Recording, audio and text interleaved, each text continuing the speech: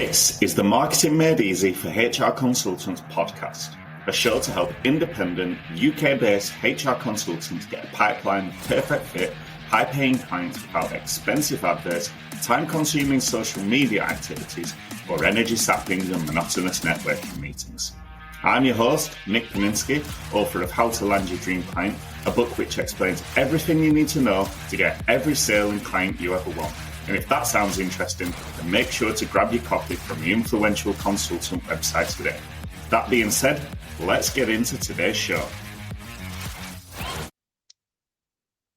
Hello there, and welcome back to another episode of Marketing Made Easy for HR Consultants with me, Nick Paninsky. Today, I've got a special guest with me. She has followed Marketing 101 advice, and she has chosen a niche, and she has excelled because of it. So welcome, June Hogan. Oh, hi, Nick. It's great to be here. Thanks for having me. Yeah, no worries. Thank you for joining me. It's yeah, we've been talking about this for a while, so it's great to finally have you here. Oh, thank you. Yeah, looking forward to it.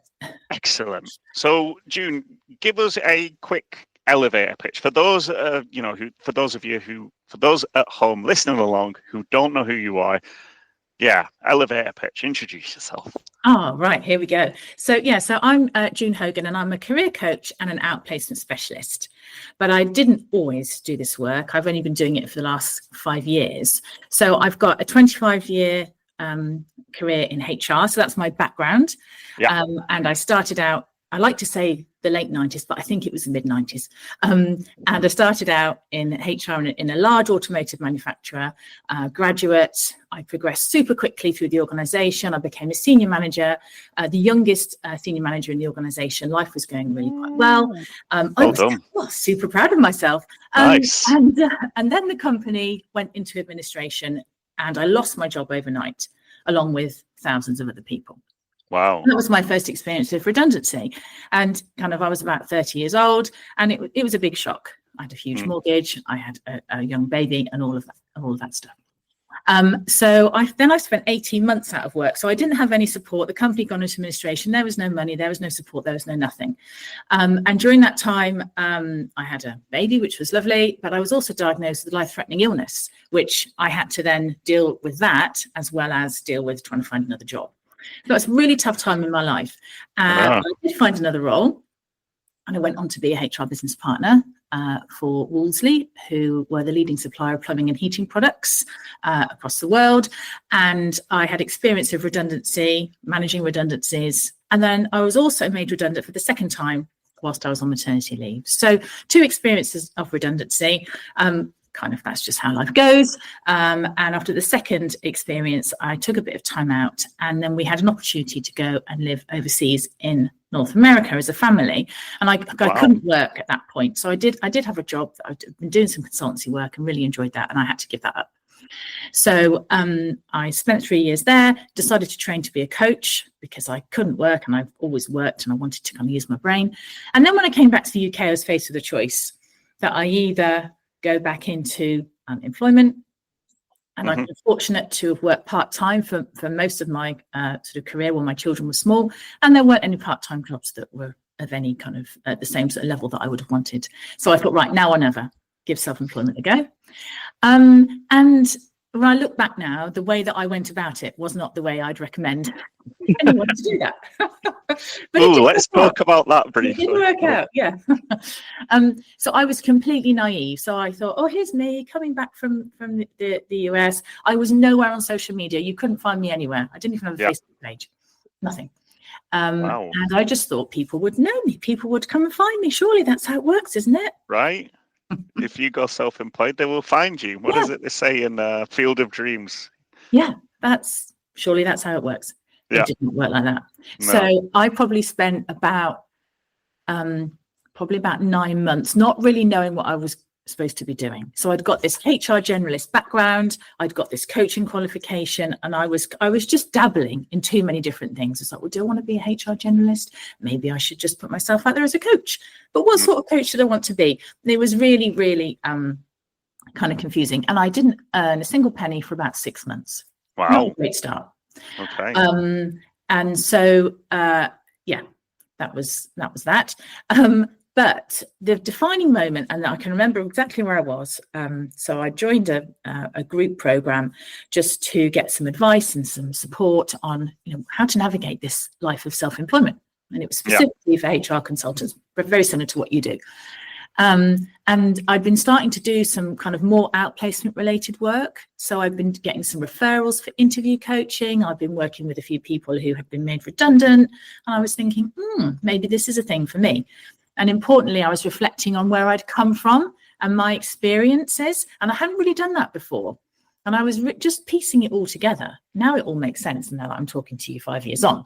But back then, nothing, I'm being really open and honest about it. I didn't know what I was supposed to be doing. Yeah. And the person I was working with said, well, how about giving outplacement a go? You can do it for 3 months. And if it doesn't work out, you can just do something different. And as they pointed out, they're like, nobody will notice and probably nobody will care. I know this sounds so harsh. True. So true. Yeah. So that's what I decided to do. Right, I'll do that. And that was in the summer. So I remember where I was when it happened. And that was 2019. So none of us knew obviously what was around the corner in 2020.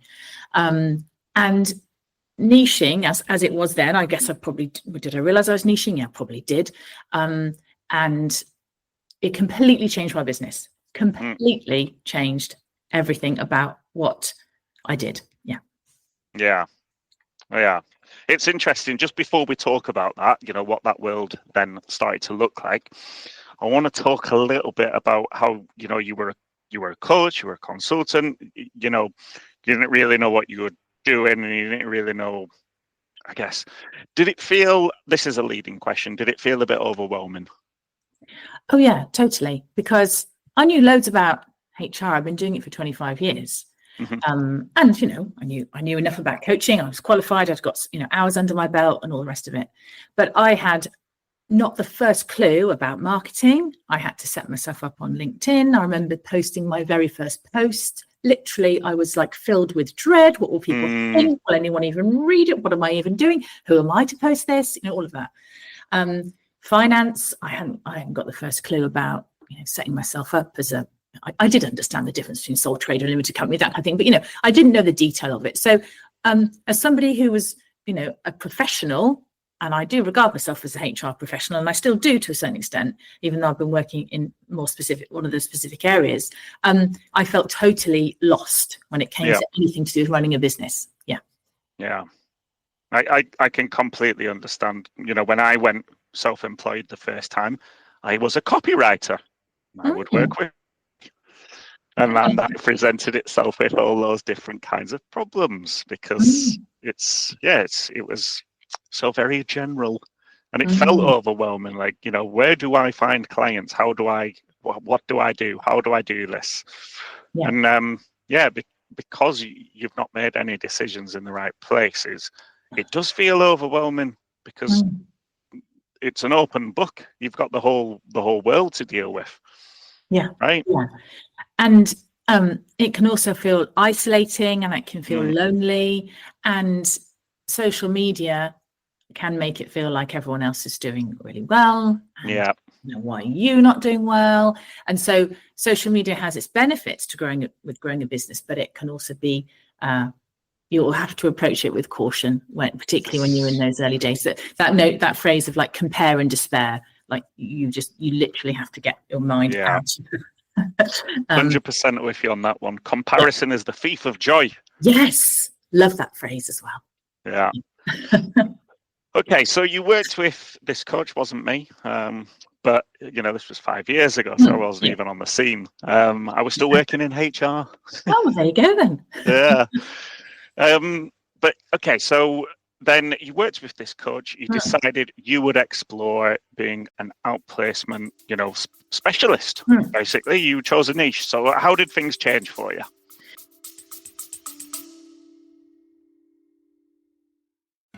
Growing a HR consultancy can be incredibly lonely.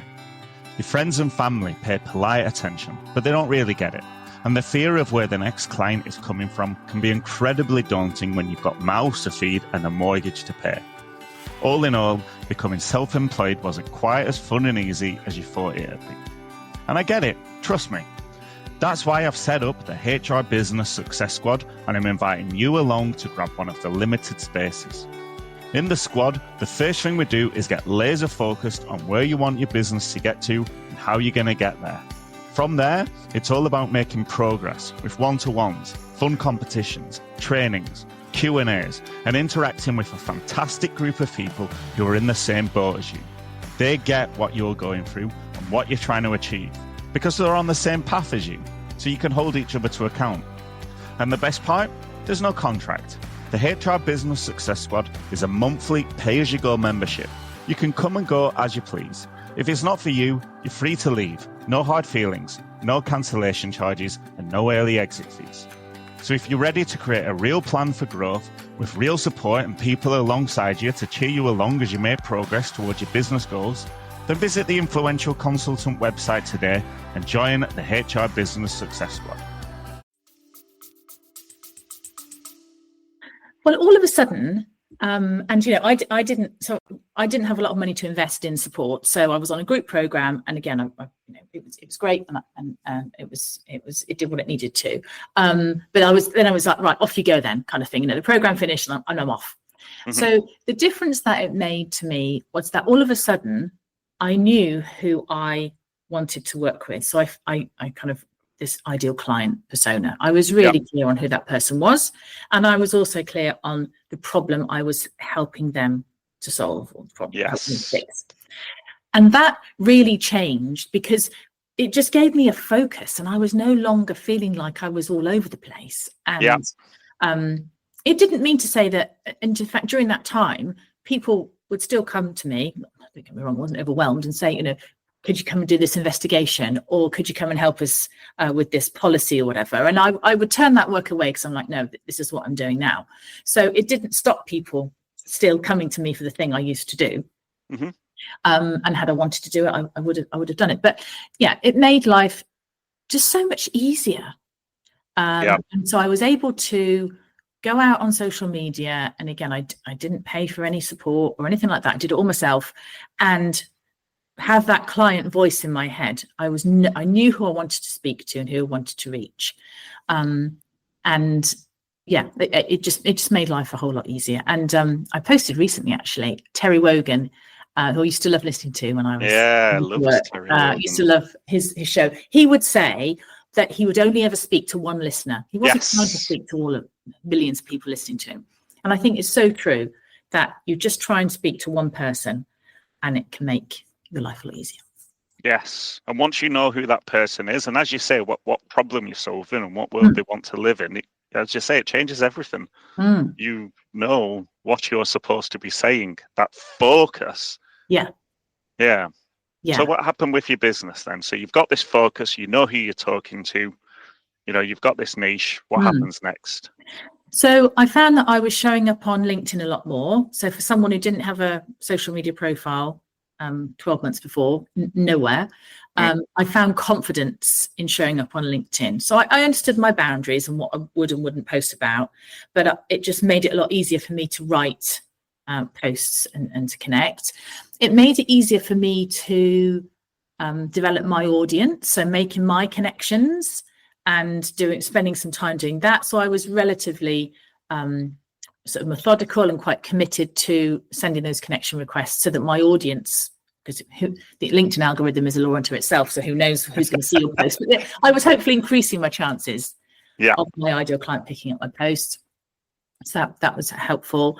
And I was really able to just focus my attention on the services that I wanted to offer. How was I going to package those up, and how would that be helpful? So it just brought a lot of clarity to what I was able to spend my time doing, and to feel like I had a purpose almost, because I could sort of start to see this business developing in its very, very embryonic stages. It was starting to become a business, whereas before it was just, I didn't even know what it was. It was just a jumble of ideas. Yeah. No, I can completely understand, because, for me, when I decided to not leave the copywriting world behind, but I moved more into a bit more of a holistic marketing and sales area, I started off with business consultants, and it felt so vague. That is just a huge market. And I thought, oh yeah, huge market, great. But it makes it so much more difficult because there's so many of them, and they all have different kinds of problems. And then, as you say, when you're looking on LinkedIn, to find these people, to add them to your network, to then have them popping up in your fields, in your feed, so that you can pop up in their feed, etc., makes it so much more difficult. But when I niched down into HR consultants, changed everything. Now my feed on LinkedIn is HR consultants. Makes it so much easier to just click like, add comments, whatever else. It's changed everything. That focus makes everything so much easier. And also, I think it helps you to feel connected. So, we all need our tribes, don't we? And so I feel like there's a tribe on LinkedIn. I have some lovely people who are probably, or I haven't met, and maybe never will meet, who will support me on LinkedIn, and I'm incredibly grateful for that, and I'll return that as well. And so you feel like you feel like kind of like you belong in that particular community. And then there are other communities, which is how we met. You'd kind of off this on social on Facebook, for example. There are certain, when you might want to go and do face-to-face things, you can pick and choose which ones you might want to go to, thinking about, is that my community? Is that my tribe? Will I be able to make some nice connections? And I don't go to these things thinking, will I get any business? Because invariably, probably I don't, and that doesn't matter. But it's about connecting, and showing up. Spending your time wisely. Like you say, turning up to these things face to face. I came along to the HRI conference. Yes, we had shared a table, didn't we? We did share a table. I won a prize from you as well. You did, yeah. And then, back in November, I went to the CIPD conference. Now, why do I do these things? Because I know my audience is there. Yeah. And it's, if I'd stayed with business consultants, Jesus, where the hell would I go to see these people? Yeah, no, I agree. And then all of that then can feed into your website. My website wasn't, I say use the word professional, it wasn't professionally done until last year. It's a big investment in a website. It's a lot of time, it's a lot of effort, it's a lot of money. But despite that, I was able to make my website relatively specific and talk about certain things. Yes. I'm not into, I don't know, SEO. It seems like a kind of a dark art, but I'm assured that you can then, use the SEO engines, and people probably what you're talking about. But again, if you've got a specific audience you're trying to reach, and you've got some specific keywords and all that good stuff, so it feeds into that, and it feeds into, if you want to grow your email list, again, okay, so what kind of a lead magnet do you want to offer to these people to get them on your list? What's going to be of interest to them? Do you understand, again, their pain point and therefore what they're going to want? So it's just like that golden thread that runs through everything. Yes. That makes life a lot easier. Yes. For those of you listening along at home who may think that I've coached June into what to say. Oh, no, I'm not being paid. It's just literally coming out of my mouth. I'm hoping it's making sense. No, it's 100% making sense. It's the exact same things that I talk about. Your website should be somewhere where your ideal client, your niche, can get onto and say, I'm in the right place to have my problems sorted. If you work with accountants and there are pictures of accountants on your website, they'll be like, okay, I'm engaged now. What else have you got for me? But if accountants click on your website and see pictures of farmyard animals, they're like, not for me. And they're going to click off. They're never to return again. And it's the same with the lead magnet. If the lead magnet solves their problems, if the images, if the copy speaks to them, they will become more and more into your world. It's tentative steps, but they are making that progress. But if your copy, if your images don't speak to them, they will click away. Yeah. No, you're absolutely right. Because we're all, even when we're not working, we're looking for stuff online. And if you land, and I'm the same, I'm like, oh, I don't even know if this is for me. It's you haven't got much time for people to make that decision, have you? And one of the things I wish I had done was to start an email list a lot sooner. I only started that last year. So if anyone's listening, they're in the early stages. It doesn't, MailChimp or MailerLite or whatever else is out there, they're not particularly expensive, certainly when you've only got, a few people. I think they might even be free if you've only got a few people. They are, aren't they? Yep. Yeah. And I would encourage anyone to start that. So find a lead magnet, find a way to get them on your list for whatever reason, or when you go to networking. But it's nice to have a community that isn't on social media. And there's lots of mind-bending stuff involved in setting up an email list, because inside those systems it is pretty tricky. But again, if you can invest in some help, that's something I think that's the one thing I regret, is not doing that earlier. So Excellent. I love that, because that was literally about to be my question. What would you have done differently? What would your advice be to those listening along at home? So I guess you've already answered the question of what you would do differently. So I would. Is there anything else? I would have paid more attention to email. I just think I had a block with it and thought, it looks really complicated. And how am I going to write to people? What am I going to say? Because I'm the kind of person that if I say I'm going to do something, I follow through with it. So knowing that I couldn't just start it and then it just go dusty, and So in fact, I did dabble with it for a while, and then just had to give it up. I would definitely do that. And one thing I wouldn't do, and I didn't do this, but I could see how some people might get sucked into that. And apologies for website designers that might be listening, but I built my business without a professional website. I had a presence, but it was a WordPress one that I kind of did myself, and didn't have any professional help. So websites can be expensive. You can get some really good cheap options now, some nice, they look good, and then they're not hugely expensive. So I recommend that if you've got some money to invest, but I wouldn't be held back by, I can't set myself up in business yet because I don't have a fancy website. If you've got a presence on LinkedIn, you've got a way for people to contact you, then that can be enough. And the way I built my business was through showing up on LinkedIn and through making connections and developing my tribe and my community. And as we said at the start, being known to solve a specific problem. So those are the two things that I'll just give people some reflections on. Yeah, no, I like that as well. I think as well, like I would agree with you that a website isn't necessarily necessary for you to go into business. It is helpful, because then someone can, as we said, they can click onto it, find out more information, opt in or opt out. But it shouldn't be a blocker, if you've got that LinkedIn presence, it's just a way of, it's your presence, it's your spot in the world. And it is a place where you can have your lead magnet, your email account and all that stuff. I guess that would be my thought on the websites. Any advice for those listening along at home?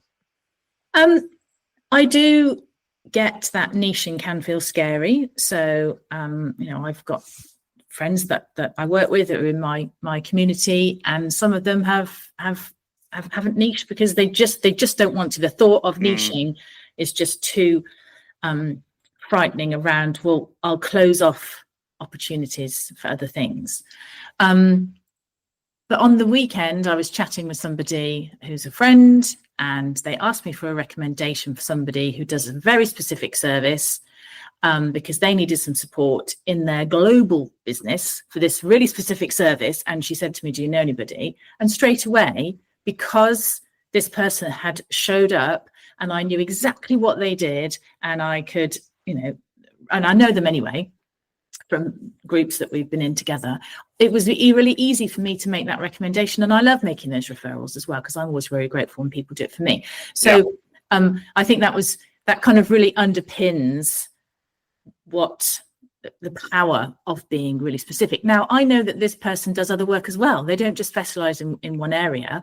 And in fact, when you go to their website, you can see a few other services. It's very specific about what they do, and the website's really nicely laid out, very kind of clear. But I knew them for that particular thing, and that particular pain point was what my friend was asking about. And so it's just easy for people to join the dots. And if, like I said at the start, you do it for 3 months. I think 3 months is I don't know if you'd agree, it's enough time to see if you can make a go of something. If you say I'm going to do it for a week, obviously too short. A month, maybe not, you can't get the traction. But if you say I'm going to do this for 3 months, and at 3 months I'm going to review it, see what's worked, see if I want to carry on. You can literally change your mind unless you've invested £10,000 in a website that says, I'm an investigator and that's all I do. So going back to your point about the website and some of these other things that might require a bit more investment, maybe during that initial, I'm going to niche, see how I get on. You might not want to narrow things down too much in terms of investment around those things, but you can change your mind because you're the business owner, you're in charge, you call the shots. Yes, I like that. That's pivot or whatever the phrase good is. advice. You can change your mind. You're not set in stone. It's not forever. No. So yeah, unless it works, in which case, cool. Yeah, and to double be fair, down. there are things that I do, and I'm thinking about certain little tweaks. So I love what I do, and I really enjoy it, and I find it rewarding, and it's really valuable work. But I can make some tweaks, and I can make some changes, and I can try other things if I want to, because that's within my gift. Some of those things might not work, but I can still come back to the core of what I do, which is the niche that I found. Yes, 100%. I think that is a great piece of advice, is that people worry when they're niche, they won't be able to do other work, or other people will, opt out of them as such. And that can happen. But when, if somebody comes to you and says, can you help with X, Y, Z, and that isn't in your niche, but you want to do it, you're the business owner. Go nuts, go and do it if you want to do it. There's no one's stopping you. So, I have clients who aren't HR consultants. I do work that isn't marketing and sales. I've got a client right now who I'm doing copywriting work for. Back to my roots. So, if the opportunity presents itself and you want to do it, just because you have niche doesn't mean, it's this weight around your neck that you have to commit to. Yeah. No, definitely. And when you're thinking about where to invest your time, where to invest your money, thinking about how to develop your skills, all of these things, you come back to your niche and you focus on this is where I want to gain deep expertise, or this is how I want to develop. But again, if other things are complementary, then it doesn't stop you doing them. But you kind of know what that core is. You know what that, I know we said before, gold thread, or that stick of rock that runs through your business. Like if you cut your business in half, this is what it's about. This is what I'm about. But yeah, you've still got that flexibility. So it can feel maybe daunting and a bit restrictive. But at the end of the day, you're the business owner. So as you say, you can make those decisions. And I know some coaches who have niched, maybe not as specifically as me, but that they do have a niche. They do have a target of people that they want to work with. And they do HR consultancy to just prop that up, to have a level of stability. So yeah, there's still an opportunity to do things like that. Love it. Okay, well, I don't have any other questions for you, June. You've been a perfect guest. Oh, well, that's nice to hear, especially if you're not going to cut that bit out, are you? When we put it on the airwaves, no? No, I'll stand by it publicly. No problem with that whatsoever. Oh, well, thank you, Nick. Time's gone super quickly. It has, right? Yeah, it's nice having a chat. So yeah, that's exactly it. It's just having a chat and exploring your world and listening to your story and then sharing advice for people, because ultimately not everyone is where you are, right? They want to get there, successful business, an expert in their field takes time and effort, right? Yeah, and just hopefully this session has maybe sparked some ideas or got people thinking. And thank you for inviting me along to share this with you, because when I reflect on the me, and I can literally picture the me sitting at my desk thinking, what am I doing? What am I supposed to be doing? I really don't know. I'd love to have just, podcast 5 years ago. I think they were just kind of emerging, weren't they? So maybe not so much. So I think these sessions are great. They're just nice bite-size dog walk kind of, commute on the bus, whatever you do with them in the car. So yes. Yes, perfect. Well, thank you for joining me. Thank you for sharing your expertise and your learnings. It's great that you found time for me and for everyone at home. No, you're very welcome. All right, perfect. Well, hopefully for those listening along at home, this has been an entertaining and educational podcast for you. And in the meantime, we're going to sign off. Thank you for listening along. In the meantime, get marketing, because without marketing, there's no sales. And without sales, there's no business. So get marketing.